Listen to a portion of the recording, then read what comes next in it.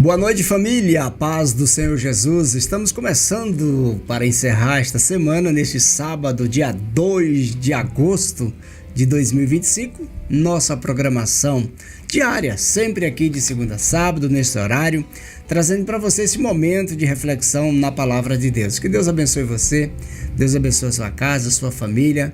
E lembrando, se você chegou aqui e não é inscrito, aproveite e se inscreva no canal, ative o sino das notificações para não perder nenhum conteúdo. Porque todos os dias temos uma mensagem do coração de Deus para você. Então, nesta noite, que Deus abençoe a todos nossos amigos e irmãos que já estão conectados com a gente e aqueles que assistirão essa programação em um outro momento. Que Deus abençoe você. Na noite de hoje, vamos então para a palavra de Deus para abençoar a sua vida com o pastor João da Cruz. Glória a Deus. Quero louvar o Senhor por esse momento oportuno e apropriado, esse sábado abençoado que estamos iniciando o nosso mês 8 e terminando a semana ainda de julho. E graças a Deus podemos dizer que com a graça do Senhor a gente venceu todos os obstáculos e estamos aqui cantando o hino da vitória. Então, quero muito mesmo louvar, agradecer e adorar o Senhor nessa graciosa oportunidade. Você que está com a gente de segunda a sábado, encerrando também mais uma semana e agora iniciando o nosso mês 8, você é muito bem-vindo. E a minha oração é que Deus em Cristo te abençoe ricamente nessa noite, nesse final de semana e no mês que segue. Evangelho de João é a nossa reflexão de hoje, para encerrar, uma reflexão forte, muito importante para a nossa vida cristã. Capítulo 9, vou ler do verso 1 até o 4, uma leitura um pouco extensa, vou ser rápido, mas tem muita coisa aqui, mas não dá para falar em 10 minutos, mas eu vou procurar ser prático. Vamos lá.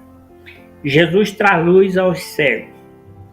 Enquanto caminhava, Jesus viu um homem cego de nascença. Seus discípulos perguntaram: Rabi, por que este homem nasceu cego? Foi por causa de seus próprios pecados ou dos pecados de seus pais? Jesus respondeu: nem uma coisa nem outra. Isso aconteceu para que o poder de Deus se manifeste nele. Devemos cumprir a tarefa que nos foi dada por aquele que nos enviou. A noite se aproxima, quando ninguém pode trabalhar. E ele finaliza dizendo: enquanto eu estou no mundo, eu sou a luz do mundo. Tem muitas lições aqui, mas o que eu quero aproveitar nesse sábado, final de semana, que é a respeito do evangelismo, da evangelização mundial. Que Jesus que falou aqui, isso aqui são palavras de Cristo. Evangelizar, meus irmãos, a evangelização mundial é uma obra urgente, urgentíssima. Sim senhor. É mais urgente, é mais necessário do que qualquer coisa na nossa vida. Mais do que vestir, mais do que comer, mais do que dormir, mais qualquer coisa que você pensar. A evangelização, até porque é chamada de grande comissão. O ID de Cristo não é uma opção, não. O ID de Jesus é uma ordem e manda quem pode, obedece quem tem juízo. Agora, existe alguns porém nisso aqui. Eu vou explicar por que ela é urgente rapidinho. Não vou dar detalhe, mas vou explicar. Primeiro, por que a evangelização mundial, o ID de Jesus, é urgente? Primeiro, porque portas estão sendo fechadas, e não é poucas, e não é de agora. Há muito tempo, muitas portas se fecharam, e agora se tratando de Brasil, aonde nós estamos, muitas delas também já se fecharam e vão fechar. E quer saber de uma coisa que eu vou falar aqui? E não tenho medo?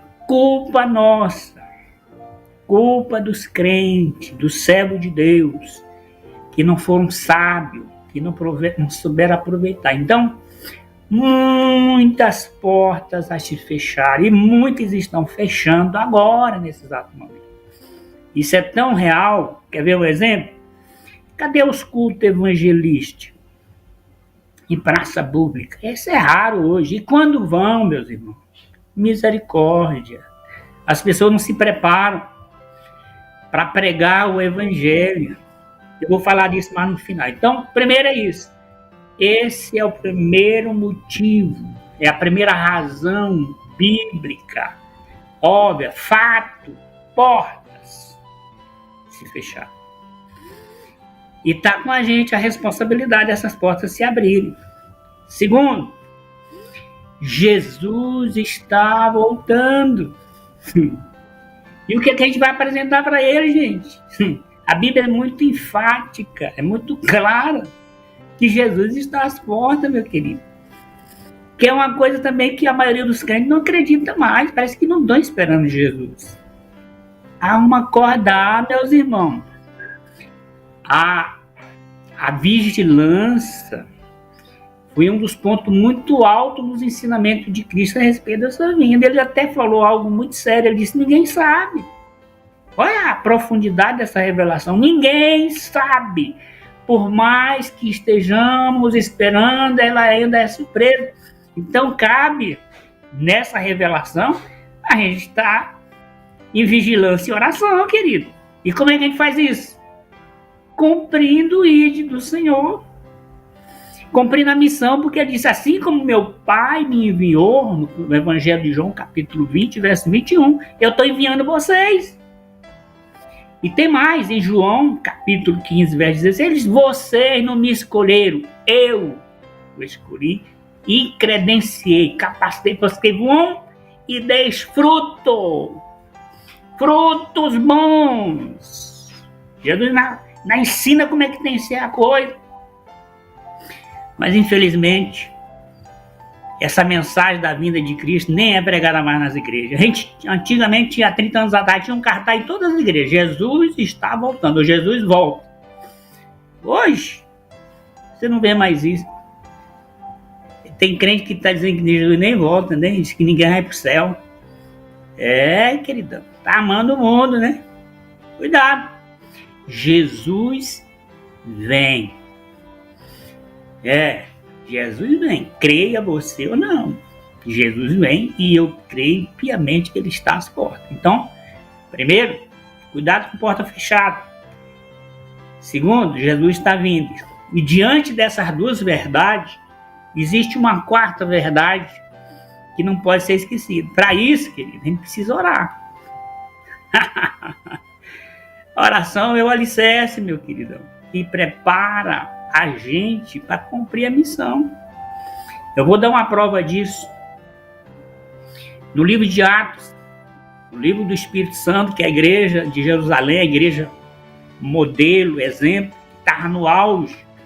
Aí levantou os líderes, levantou os religiosos, os políticos da época, e queria proibir os apóstolos de pregar. Aliás, queria não, eles sentenciaram, vocês não podem falar desse Jesus, vocês não podem pregar esse evangelho. Essa nova doutrina ela tem que acabar, exterminar. É só ler o capítulo 4. Aí Pedro olhou bem na cara deles e falou, mas antes obedecer a Deus do que a homem.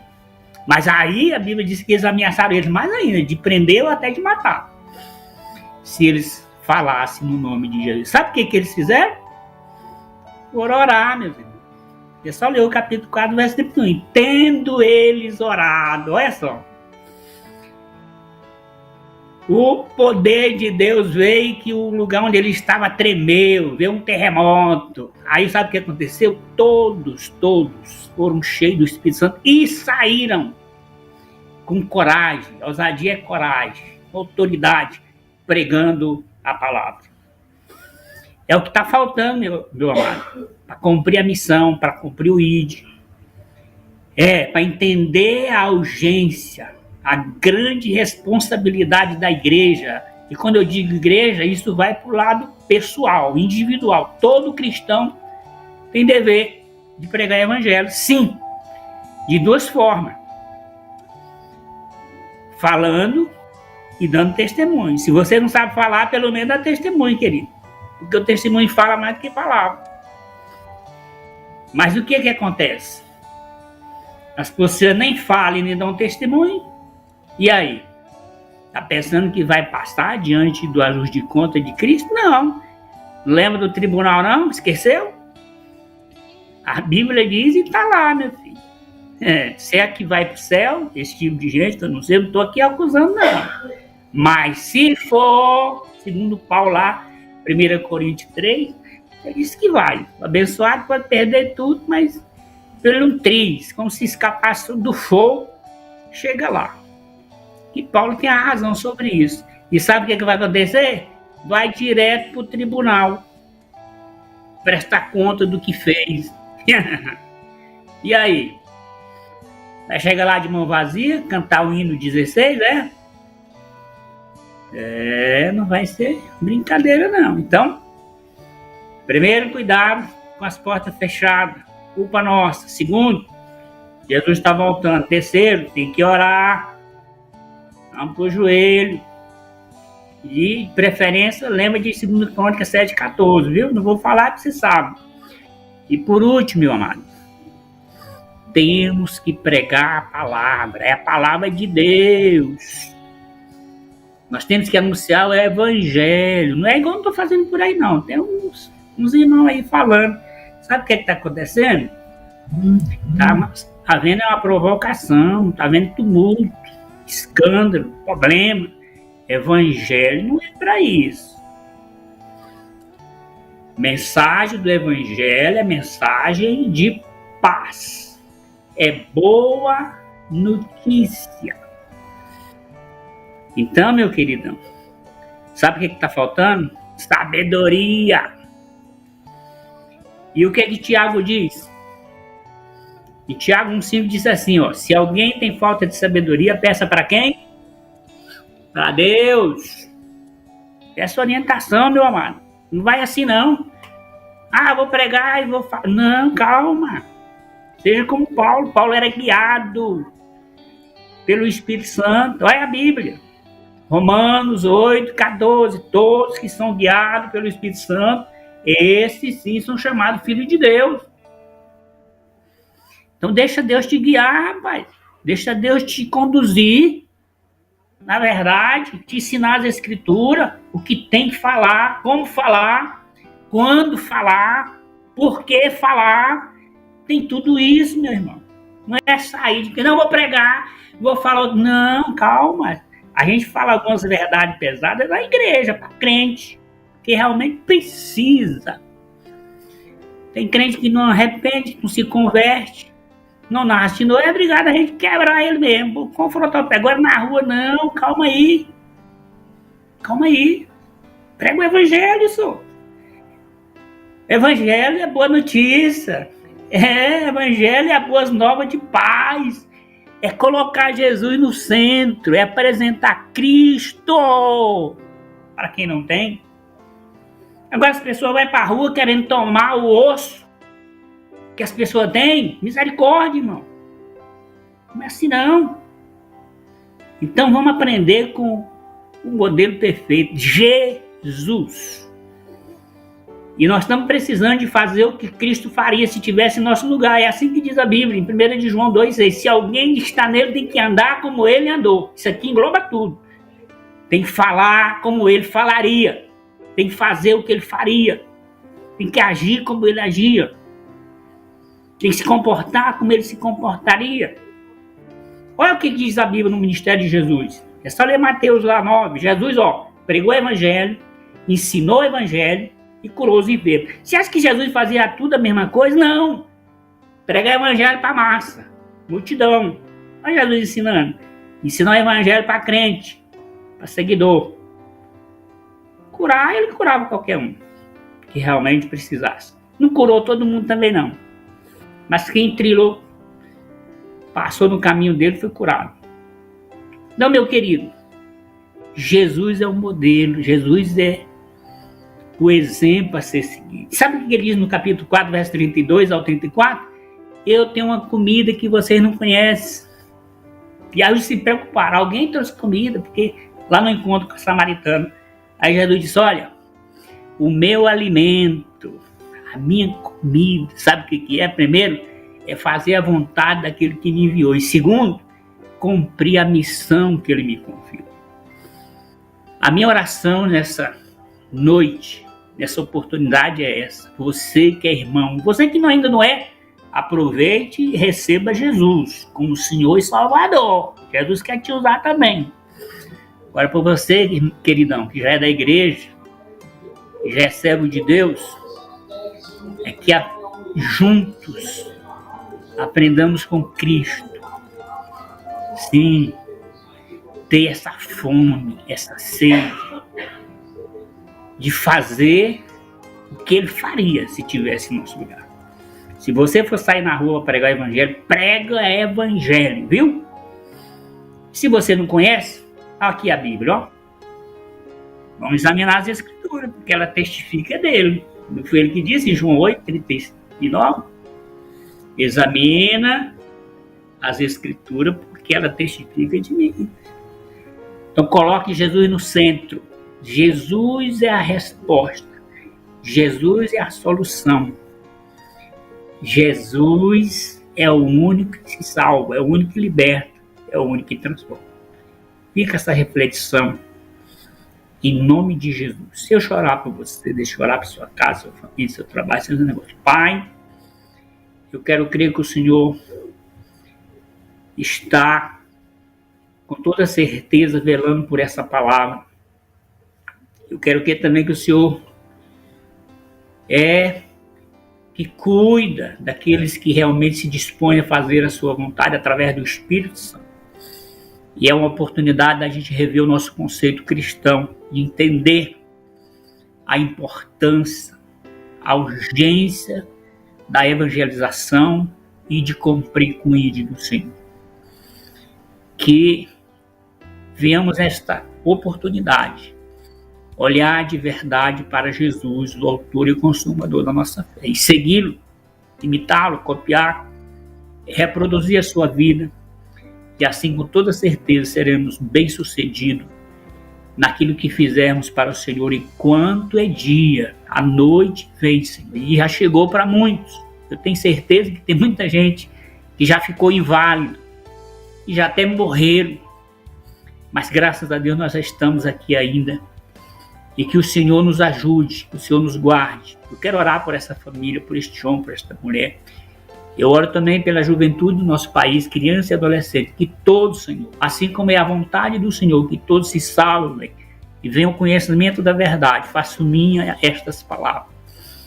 E isso vai depender muito de nós, fazermos aquilo que o Senhor nos confiou. Por isso, eu peço que o Senhor nos fortaleça, nos capacite a cada dia, em nome de Jesus. E graças a Deus. Glória a Deus. Graças a Deus. Que Deus abençoe então a todos nós nesta noite, que a palavra de Deus encontre guarida no seu coração. Nesta noite de sábado, queremos que você receba a palavra de Deus, que você possa meditar nas palavras hoje proferidas e que venha chegar ao pleno conhecimento da verdade. A gente vai ficando por aqui, agradecendo a Deus por mais uma semana de fé, de esperança abençoada. Voltaremos nesta programação na próxima segunda-feira, a partir das 21h30. Então, conto com a audiência de todos vocês. Que Deus abençoe a todos, fique com Deus e até lá.